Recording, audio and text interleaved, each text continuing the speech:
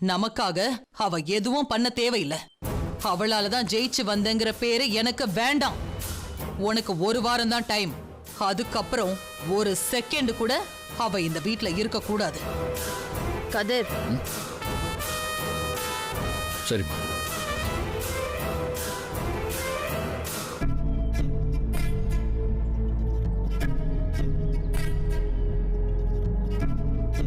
அப்பாடா, இப்போதைக்கு தப்பிச்சாச்சு.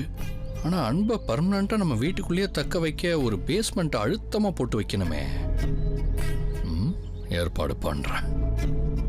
அத்த என்னத்த கதிர் ஏதேதோ சொல்லி உங்ககிட்ட தவணை வாங்கிக்கிட்டு இருக்காரு. நீங்களும் ஏதோ கொடுத்துக்கிட்டே இருக்கீங்க. நான் தவணை கொடுக்கலன்னா அவன் டப்புன்னு எதிர்த்துருவான். அப்புறமா அவனை மொத்தமா அந்த அன்புக்கே தார வாத்துற வேண்டியதுதான். இப்படி நாம திரும்ப திரும்ப அம்மா கிட்ட டைம் கேக்குறோங்கிறது தான் கதிருக்கு மனசாட்சி உறுத்தும்.